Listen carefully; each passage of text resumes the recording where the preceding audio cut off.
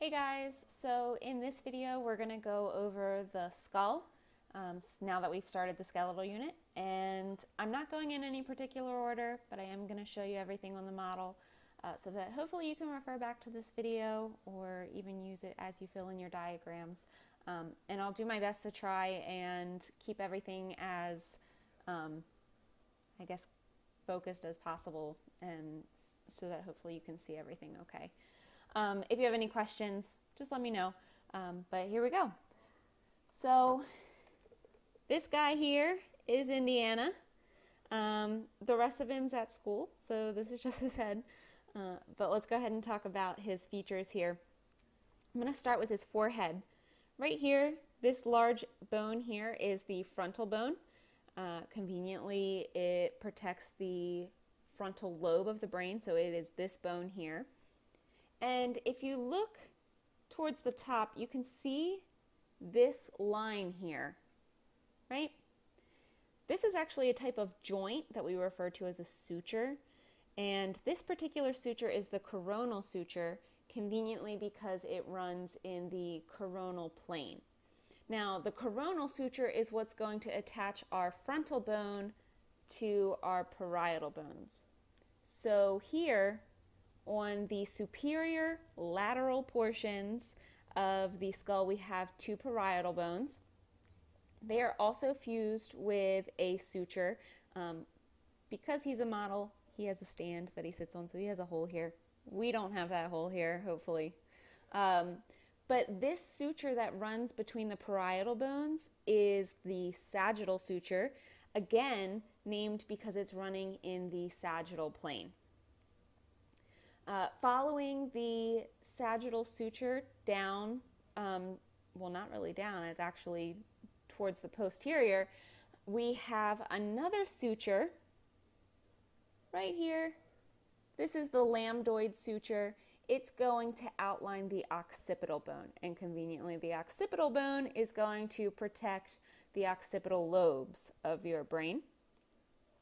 And lastly, for sutures, if we turn to the side here, we have another suture right here.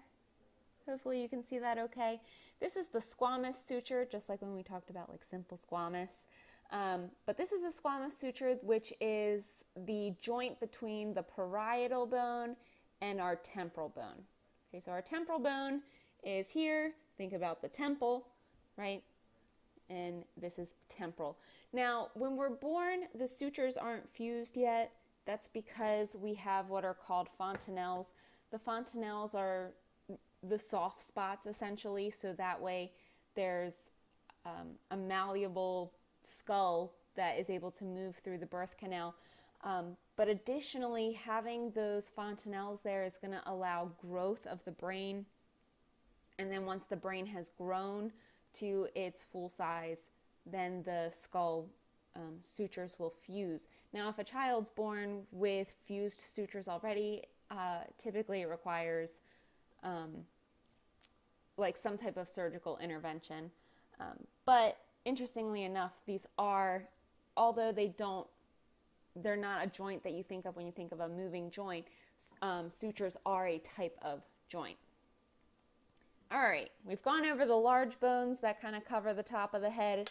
So let's go over some more of the features here. So again, here's our frontal bone.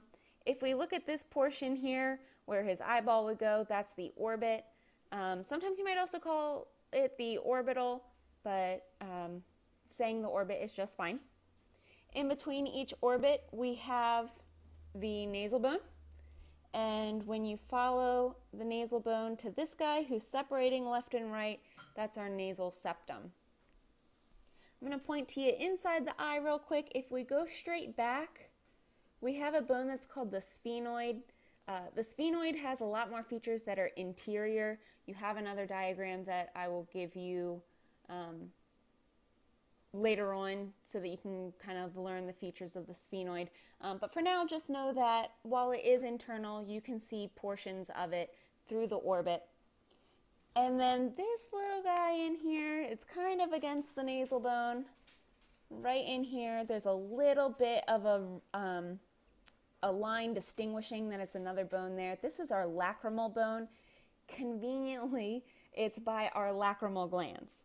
So your tear ducts, your lacrimal ducts, that drain tears, are the lacrimal structures, and it is running completely against the lacrimal bone. Outside and inferior of the orbit, we have the zygomatic bone. Those are going to be your cheekbones. And then as you move along the zygomatic bone, you're going to see that it kind of makes a little bridge right here. This is coming off of the zygomatic bone. It's what we call the zygomatic process. Sometimes it's called the zygomatic arch. Just depends on who the author is or publisher of, whatever your source is. So either way, that's fine. Just keep in mind this is coming off of the zygomatic bone, so it's our zygomatic process, right? We're going to head back to the center here. Again, we've got our nasal septum. The upper portion where like your upper lip is just below the nose, that is our maxilla. And then this guy right here, your whole jaw, is the mandible. Now, the mandible does have quite a few features, one of which Indiana here doesn't have. But on the true skull, there's actually two little dimples, like two little holes, kind of like right here. And anytime we have a hole, we refer to it as a foramen, all right? It's kind of like your hint that, hey, if this is a hole, it probably has the word foramen in it. The holes that are in the front of the mandible are referred to as the mental foramens. And I believe that our other models at school have this on there, so you'll be able to check that out. If you turn to the side, though, there's quite a bit going on with the mandible. This front structure here is what we call the coronoid process. We then go into the mandibular notch. As you can see, it's, kind of a cutout there. And as we follow along to the back, we then hit the mandibular process. Now, when it comes to, the mandibular condyle. When it comes to the mandibular condyle, it is covered in cartilage. That's because it's going to butt up against the skull, and that's going to allow our what we call the temporomandibular joint. So as you can see, it kind of fits up into the temporal bone, temporo, and mandibular, and we're able to move our jaw, right? And so that's where we get the temporomandibular joint name from. Following along, we then have this line here of bone that we refer to as the ramus. We're going to cut the corner, which we refer to as the angle, and then the rest of the jaw here, what is the jawline, is the body.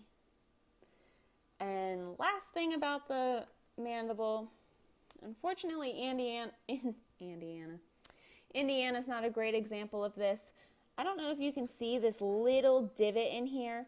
There's normally another foramen in there, another kind of hole, which is referred to as the mandibular foramen. So be sure to check out the models in class to see if you can identify that. I'm going to go ahead and turn to the side. So we've kind of gone over the front, we've gone over the mandible. Let's start going over the temporal side and occipital side. So in the temporal side here, we've got this bump. This is the mastoid process. The mastoid process has quite a few connecting muscles here that are going to allow flexion at the neck as well as rotation. So you're able to kind of move your neck downward, and you're also able to rotate to the side, and that's thanks to muscles that are going to attach to this region. If we go just anterior of that, there's a channel here. On Indiana, it's actually just pretend. It doesn't actually go all the way through. In your own body, it does go all the way through. That's because this is the external acoustic meatus. The external acoustic meatus is essentially your ear canal. So that way we're able to transmit waves, sound waves, from your internal ear, and then make sure that they make their way to the brain. And there is a connection on the internal skull that we'll get to in a little bit. And then just beyond that, let's see, here we go. That's a good spot. This here, just beyond the mastoid process, so here's the mastoid, we have this, almost looks like a fang. This is what we call the styloid process, all right? So process tends to refer to something that is continuing or protruding, so that is why this is referred to as a process, okay?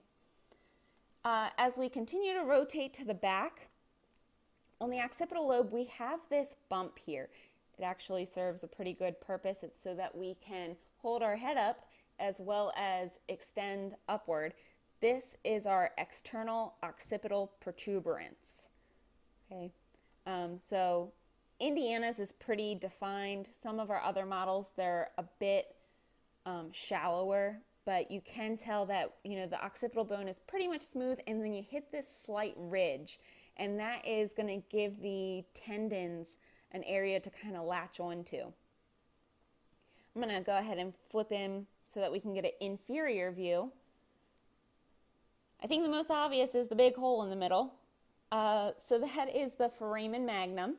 Again, foramen meaning hole, and then magnum because it's obviously a big hole. This is where we're going to have our spinal cord travel through so that we can make the connection with the brainstem. And right beside it, Indiana has two holes here. They're not supposed to be there. They're only there so that his neck can be supported on his stand. Normally the hole that my finger's on right now on either side is not there. However, the little ledges that those holes are on, they are there. When your head sits on top of your vertebrae, that's that word. When your head sits on top of the first vertebrae known as your atlas, you're going to have these condyles, these occipital condyles, specifically grooved to be able to roll on top of that atlas vertebrae. So just beside the occipital condyles, we've got the condyles here. Lateral to it, you'll see that there's a hole there, right in there. That is going to be our jugular foramen. So this is where we're going to be able to have that connection from the brain, or the passageway for the jugular to go from the brain down towards the vertebrae. And then just in front of it, I don't know why it was decided to do this, but the carotid canal in this situation is not an actual hole. On Indiana, it's just a divot, but in your own head, it's going to be the passageway for the carotid to get from your neck up into your brain. So this carotid canal is going to be the passageway for the carotid artery. Okay. Once you move medial beyond that, so here again we have the foramen magnum. If you move anterior to that region, this is going to be the underside of the sphenoid. So this is one of the first looks that we can really get of the sphenoid, whereas the majority of what you can see of the sphenoid is going to be interior. This very center here, if you were to go from the nasal bone but deep or internal, you are going to reach this bone that we refer to as the vomer. And on either side of the vomer, we've got these ridges that are part of the sphenoid bone. This little lip here is what we know as the lateral pterygoid process. And then internal of that we have, medial of that, we have the medial pterygoid process. And that's going to be both on the left and right sides. So again, we've got our lateral pterygoid, we've got our medial pterygoid, then we come up to the vomer, and anterior of the vomer, we have our palatine bone. So our palatine bone is like the top back of our mouth. And then we have our palatine process, which is essentially the roof of your mouth. Okay? Let's go ahead and open them up to look at the inside. Almost done, guys.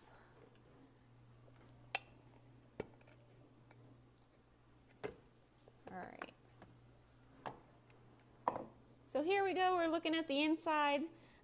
Let's go ahead and start at the top. We've got this protrusion right here that's right in the center. This is what's going to be our cristagalli. And on each side of it, this entire plate region, it's got kind of like a porous texture in our model. This is the cribriform plate. So you can see the cristagalli is surrounded by the cribriform. If we move posterior, because remember, here's the frontal end, here's the occipital. This is now where we can really see our sphenoid bone. And our sphenoid bone is kind of shaped like a butterfly, which is why this here is what's referred to as our lesser wing. And then this in here and in here is our greater wing. We then come to this region here where there's a divot. The divot's really important. It's called the sella turcica. This is what's going to house and protect our pituitary gland. And our pituitary gland is incredibly important. We're going to talk more about it when we get to the endocrine system. You can still see down here the jugular foramen. Unfortunately, because the carotid canal was just made a divot on this model, we can't see that. However, if you look just above it, we've got this little notch here. Now, in your actual skull, it would be a full hole there. That's going to be our internal acoustic meatus. So this is where we're going to have that connection going from the external acoustic meatus to our internal acoustic meatus. Okay? So that's it for the skull. And if you have any questions, let me know. And hopefully this will help you out as you go and have some hands-on time with the actual models. Thanks, guys.